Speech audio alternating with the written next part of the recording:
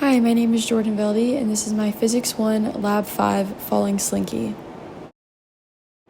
The purpose of this lab is to predict the motion of a falling slinky, the effects of its surroundings, and to determine whether the bottom of the slinky stays stationary in the model. For this lab, I used the Tracker app to track the observed position of the spring, and I used the GlowScript app to make the computational model to predict and graph the ideal motion.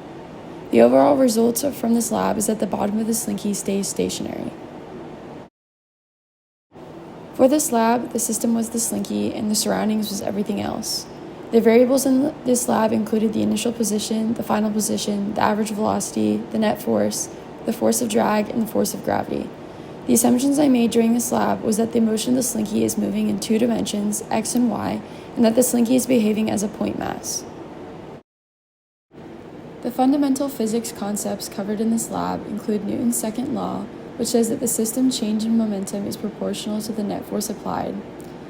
The velocity update formula, which says that the initial velocity plus F net over the mass times delta t is equal to the final velocity. The position update formula, which says that the final position is equal to the initial position plus the average velocity times the change in time. The forces in this lab included the force of gravity, the force of drag, and the net force, which was the force of gravity plus the force drag. The initial conditions for this lab included the mass of the slinky being 0.218 kilograms, the height from which the slinky was dropped, which was 1.75 meters, the initial position of the slinky, and its initial velocity, which was 0 meters per second. When using the Tracker app, I started by establishing an XY coordinate plane that was parallel with the ground in the video. Then I set the calibration stick in meters along the X and Y direction. I then used the center of mass to track the slinky, and I used time intervals of 0.033 seconds each, and I recorded the X and Y coordinates on an Excel spreadsheet.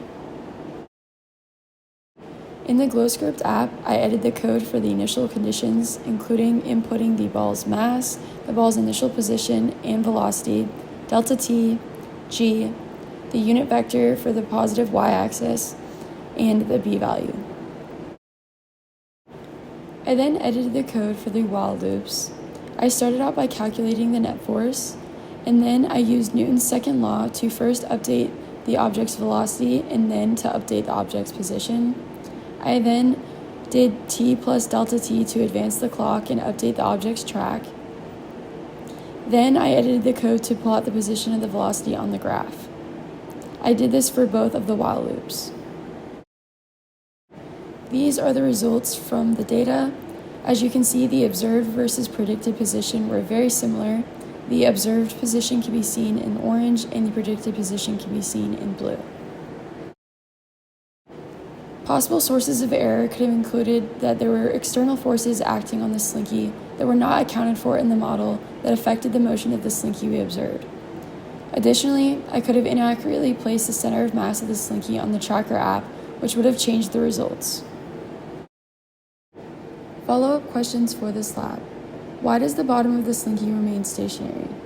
The gravitational force acts downward on the slinky.